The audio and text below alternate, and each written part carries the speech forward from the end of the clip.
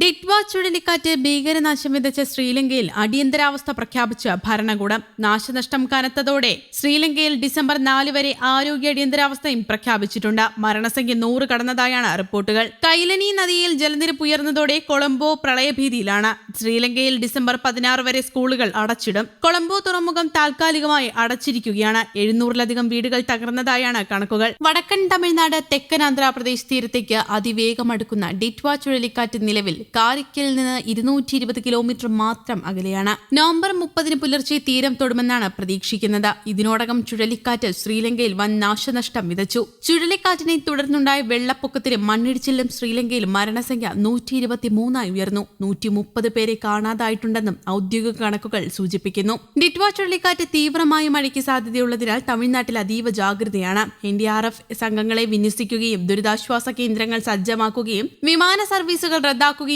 ചെയ്തിട്ടുണ്ട്. കനത്ത മഴയും ചുഴലിക്കാറ്റും മൂലം ശ്രീലങ്കയിൽ വെള്ളപ്പൊക്കവും മണ്ണിടിച്ചിലും ഉണ്ടായി. വെള്ളപ്പൊക്കത്തിലും മണ്ണിടിച്ചിലും ശ്രീലങ്കയിൽ മരണം 123 ആയി. 130 പേരെ കാണാതായിട്ടുണ്ടെന്നും ഔദ്യോഗിക കണക്കുകൾ സൂചിപ്പിക്കുന്നു. ചുഴലിക്കാറ്റ് 3,73,000-ലധികം ആളുകളെയാണ് ബാധിച്ചത്. ദുരന്ത നിവാരണ കേന്ദ്രം നൽകുന്ന ഏറ്റവും പുതിയ കണക്കുകൾ പ്രകാരം 43,000-ലധികം ആളുകളെ സുരക്ഷിത സ്ഥാനങ്ങളിലേക്ക് മാറ്റിപ്പാർപ്പിക്കേണ്ടി വന്നു.